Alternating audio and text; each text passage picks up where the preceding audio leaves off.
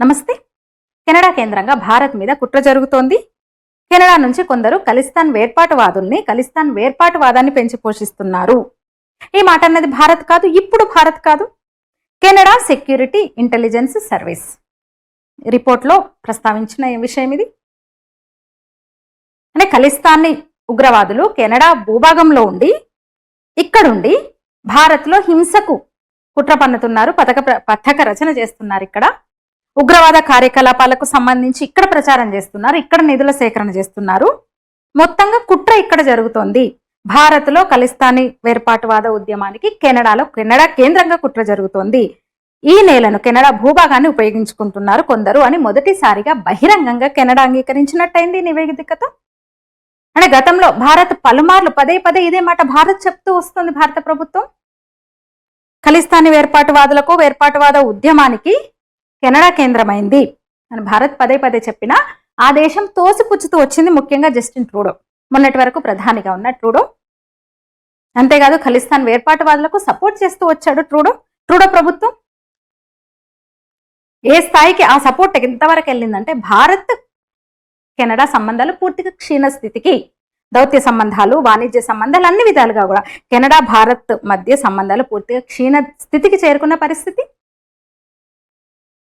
అయితే నిన్ననే G7 సమ్మిట్లో పాల్గొనేందుకు మోదీ కెనడా వెళ్ళడము, ఇరు దేశాల ప్రధానులు కెనడా కొత్త ప్రధాని మార్క్ కార్నీ, అలాగే భారత ప్రధాని మోదీ మధ్య ఒక ద్వైపాక్షిక చర్చలు అయితే జరిగినాయి. చాలా ముఖ్యమైన అంశాలు చర్చకు వచ్చినాయి. ఇక ట్రూడో తీరు అట్లా ఉంటే, ట్రూడో వైఖరి అట్లా ఉంటే, అంటే పూర్తిగా భారత వ్యతిరేక వైఖరిని అవలంబించాడని చెప్పొచ్చు. దాదాపు 2 ఏళ్ల పాటు ఎలాంటి సంబంధాలు లేవు. ఖలిస్తానీ వేర్పాటువాద ఉద్యమ నాయకుడు హర్దీప్ సింగ్ నిజ్జర్ హత్యలో భారత హస్తం ఉందని స్వయంగా ప్రధాని అన్నాడు. దీంతో అప్పుడు భారత్ కూడా సీరియస్ గానే రియాక్ట్ అయింది, గట్టిగా స్పందించింది. అసలు కెనడాలోనే విముఖత, అంటే ట్రూడో వ్యాఖ్యల మీద కెనడాలో కూడా వ్యతిరేకత వచ్చింది. అక్కడి ప్రభుత్వము, పౌరులు, అధికారులు ఎవరు కూడా ఆయన వ్యాఖ్యల్ని సమర్థించలేదు. అలా ట్రూడో తీరు పూర్తిగా భారత్తో సంబంధాలను పూర్తిగా తెంచుకునే స్థితికి వెళ్ళిపోయినాయని చెప్పొచ్చు.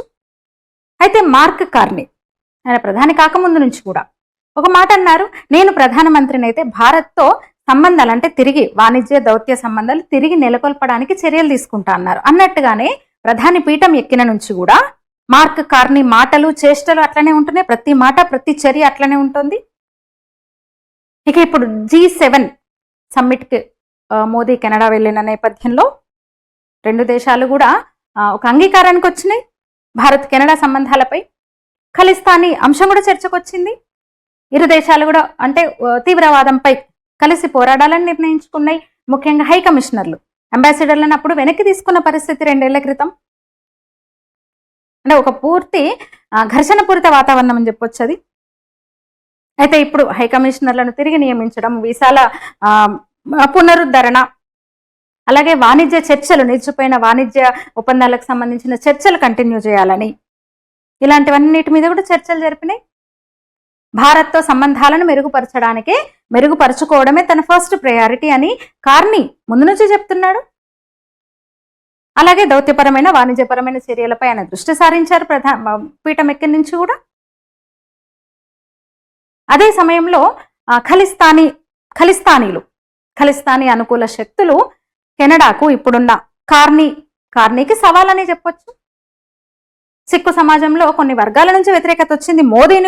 మోదీ కెనడా పర్యటనను కూడా వ్యతిరేకిస్తూ ఆందోళనలు. ఇప్పుడే కాదు, హర్దీప్ సింగ్ నిజ్జర్ హత్య నుంచి కూడా కెనడా వ్యాప్తంగా భారత వ్యతిరేక, మోదీ వ్యతిరేక ఆందోళనలు, నిరసనలు అక్కడ కొనసాగుతున్నాయి. హిందువులపై, హిందూ దేవాలయాలపై కూడా దాడులు జరిగిన పరిస్థితి. సిక్కులు అక్కడ కొన్ని సమూహాలు, అందరు సిక్కులు కాదు.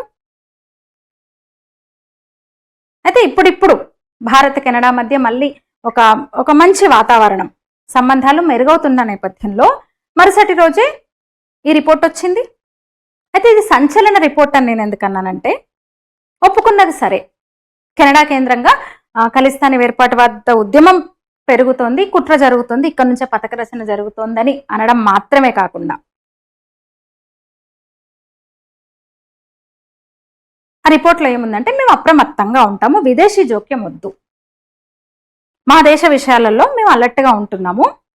సరే, భారత్తో సంబంధము కంటిన్యూ ఇదంతా ఓకే. అలాగే నిజ్జర్ హత్య కేసుకు సంబంధించి కూడా విచారణ కొనసాగుతోంది అని చెప్తూనే, అంత సెట్ అవుతుంది రెండు దేశాల మధ్య పరిస్థితులు అని చెప్తూనే మేము అప్రమత్తంగా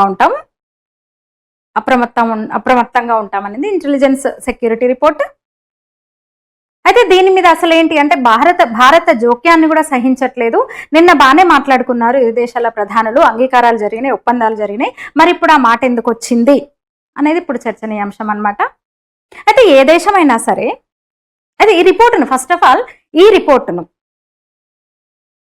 కెనడా ఇంటెలిజెన్స్ సెక్యూరిటీ ఏజెన్సీ రిపోర్టును పరిగణలోకి తీసుకోవాల్సిన అవసరం లేదు. ఎందుకంటే నిన్ననే స్వయంగా సాక్షాత్తు ఇరు దేశాల ప్రధానులు ద్వైపాక్షిక చర్చలు జరిపి అంగీకారానికి వచ్చినాయి.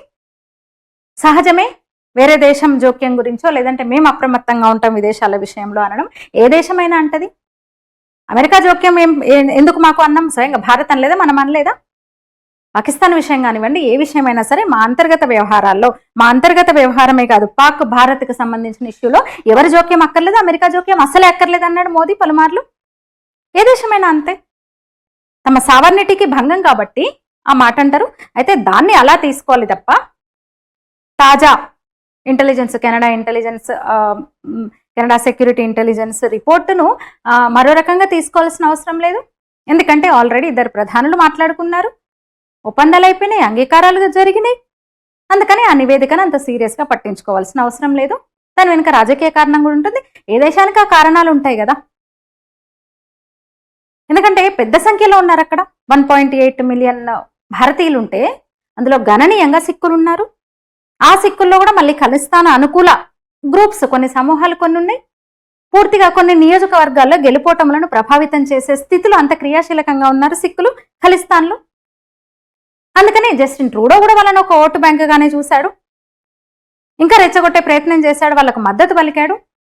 అయితే ఇప్పుడు వచ్చిన మార్క్ కార్నీ మరింత అంటే అటు భారతీయ సమాజాన్ని, పూర్తిగా భారతీయుల మద్దతు, అలాగే భారత్తో సంబంధాలు రెండు బాగుండాలని కోరుకుంటున్నాడు.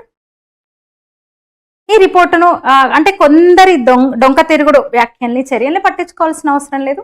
భారత ప్రమేయం లేకుండా ఎవరు అజ్ఞాత వ్యక్తులో, శక్తులో ఏవో ప్రయత్నాలు చేస్తూనే ఉన్నారు, జరుగుతుంది కెనడా నుంచి కొంతకాలంగా. దానికి భారత్కి సంబంధం లేదు. వాళ్ళ వల్ల భారత్కు కొంచెం నష్టం జరుగుతుండొచ్చు తప్ప ప్రతి ఒక్కరు మాట్లాడితే ఎవరో ఏదో అంటే ఇంత సాక్షాత్తు ప్రధానులు మాట్లాడుకున్న తర్వాత కూడా ఏదో రిపోర్ట్ వచ్చింది అని దాని గురించి అంత ఆందోళన చెందాల్సిన అవసరం, అంత ఆలోచించాల్సిన అవసరం, దాని మీద చర్చ పెట్టాల్సిన అవసరం అయితే లేదు. అయితే ఈ స్పై ఏజెన్సీ ప్రస్తావించిన ఈ అంశాన్ని విదేశీయుల విషయంలో అంటే ఖచ్చితంగా భారత్ను ఉద్దేశించే అనుకోవచ్చు. ఎందుకంటే నిన్ననే మోదీ వెళ్ళడము, చర్చలు జరపడము, పలు అంశాల మీద అంగీకారం కుదుర్చుకోవడం ఇవన్నీ జరిగినాయి కాబట్టి ఇది భారత్కి, ఆ అంశం మాత్రం భారత్కి ఖచ్చితంగా వ్యతిరేకంగానే ఉండవచ్చు. కానీ ఇది సందర్భం కాదు. ఏజెన్సీ తన పని తాను చేసుకొని ఉండొచ్చు, కానీ ప్రధానులు స్వయంగా కూర్చొని చాలా విషయాల మీద మాట్లాడుకున్నారు. అవసరం ఇప్పుడు 4వ అతిపెద్ద ఆర్థిక వ్యవస్థగా కెనడాకు భారత్ అవసరం ఉంది. భారత్ కూడా ఒక అద్భుతమైన విదేశాంగ వ్యూహంతో ముందుకెళ్తోంది. నిజంగా అద్భుతమైన విదేశాంగ విధానంతో భారత్ ముందుకెళ్తోంది. అలాగే కెనడాతో కూడా సంబంధాలు మెరుగుపరుచుకుంటుంది భారత్ కూడా, ఇటువైపు నుంచి కూడా. రెండు చేతులు కలిస్తేనే కదా చప్పట్లు. అలా నిన్నటి ప్రధానుల సమావేశాన్ని లేదా కెనడా పర్యటనను, భారత ప్రధాని కెనడా పర్యటనను, ఆ రెండు దేశాల మధ్య కుదిరిన ఈ ఒప్పందాలు, వీటన్నిటిని కూడా మనం సానుకూలంగానే ఒక పాజిటివ్ కోణంలోనే చూడాలి. దీని మీద మీరేమంటారు? మీ అభిప్రాయాన్ని కామెంట్ రూపంలో తెలియజేయండి. లైక్ చేయండి, షేర్ చేయండి, నా ఛానల్ సబ్స్క్రైబ్ చేయండి. ధన్యవాదాలు.